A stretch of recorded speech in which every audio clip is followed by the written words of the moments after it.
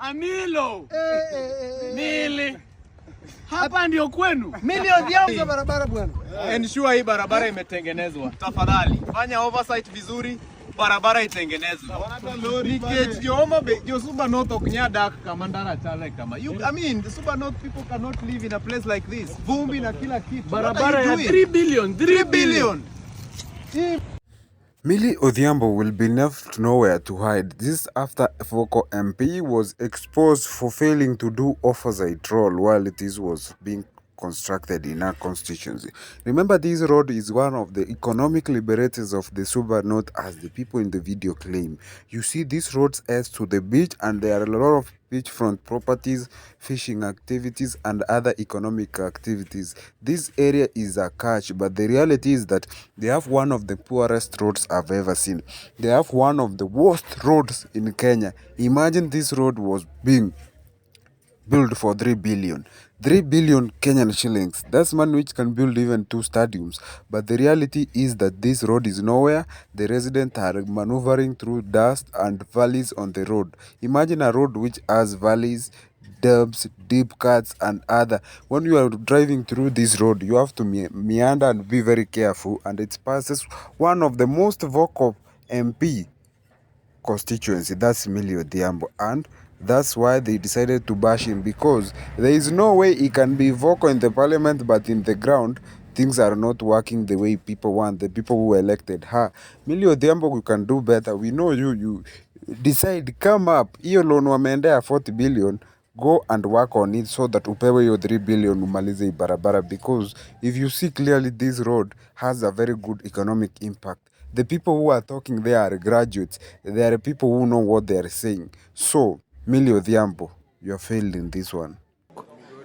With Migori County, and then it extends to Sori. So it is 74 kilometers.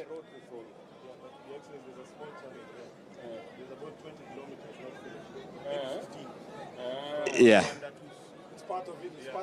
So, yes, it is part of the other contract. Now, this road... Part of the contract in this county. Yeah. So the road is committed all the way to Masara. So there's some sections which are also not complete here because of the same challenge. But we are sure, Your Excellency, that... Haya, Wakenya hamjambo. Bas, niko kwa barabara ya Mbita, Sindo, Kiabuya, Magunga. This one was launched by President William Ruto on the 7th of October 2023. Wizi bila kazi. Let's go and see the road and see the condition of the road. Ndio hiyo barabara ya Mbita, sorry. It's the condition of the road. That's the condition of this road. Huh? Ni barabara. Just next to the lake. The lake is a walking distance.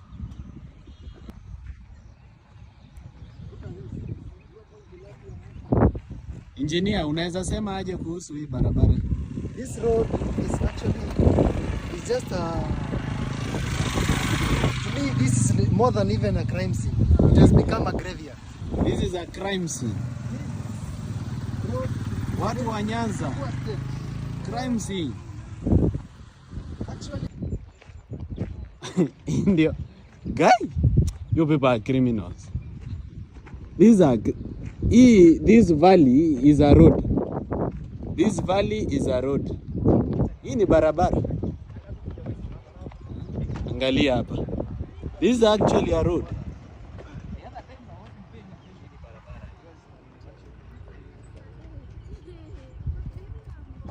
Millie Odhialbo. Millie Odhialbo, this is your road. That has a valley within a road. Millie Odhialbo, Amilo gesa. I have done all my engineering work. So basically, that's what the message is. The reality is that the people who proposed this project did something very bad. In fact, wameweka lami mahali kwingine hawajaweka, barabara iko milima na mabonde. In fact, a road looks like a valley, yet it is one of the economic areas where it's supposed to be empowered so that it can change the lives of citizens in this area. Imagine this is an economic road which is supposed to lift the communities out of trouble, yet 3 billion cannot be substantiated on what it has done. Yet 3 billion has done something which is shady. And if you look at the records, you will realize that indeed the contractors might have been paid a lot of money which they have not worked on really carefully. If you see this video very carefully, you will notice that a lot of things which are happening in the society right now, they begging a lot of big questions which we as Kenyans need to look at and work upon it. Imagine a road which is worth 3 billion looking like this, being done in shoddy ways. Contractors come, they are paid, they vacate. What does that mean? Are companies being used to launder money? This is really affecting the reputation of Kenyan contractors, because how can you do something like this in a road worth 3 billion? And it's in one of the constituencies where it has the very vocal MP who calls herself a bad girl, who gets the office in the corner. So what does that mean? There's really shady things going on in the country. Kenyans, we need to wake up and look after ourselves and fight for our rights, because this fight cannot be fought by Morara Kebaso alone. This fight is not for Morara Kebaso alone. This fight is for all of us. This fight is for the Kenyans. This fight is for everybody. Nobody is going to save us from this. We have to liberate ourselves so that we can redeem our economy. While Ruto was in Nyanza, he gave a lot of promises which are being now sanitized. Imagine, while he was previously in Nyanza, these were the projects which he launched. He has not finished them, yet he comes again talking about projects like, oh, I will do this, I'll do that. What are you going to do if you have not already done what is supposed to be done? What are we going to trust from your mouth? Because this a road worth 3 billion. 3 billion Kenyan shillings is a lot of money, to be honest. And if we decide to do the audit, we realize that indeed even the road may be overpriced so that some people can benefit from it.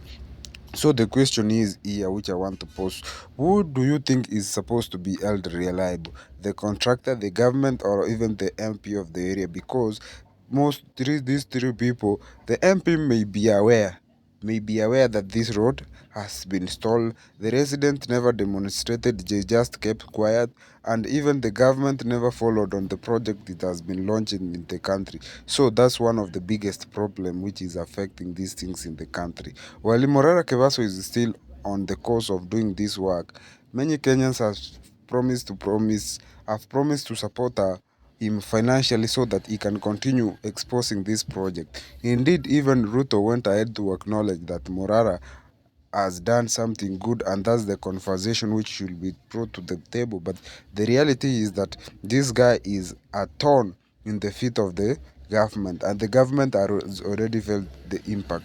Even when he was in the Jeff Koinange live on Wednesday last week, it seemed that the government tried to play some tricks so that they can put him down, but the guy never stops. He is being empowered by Kenyan. Even the government is being accused of sponsoring some bloggers to run some posts saying that Mulika Morara Mwizi, but that seems to have backfired, because most of the people know that this is the government bloggers who have been paid to tarnish Morara Kebaso name.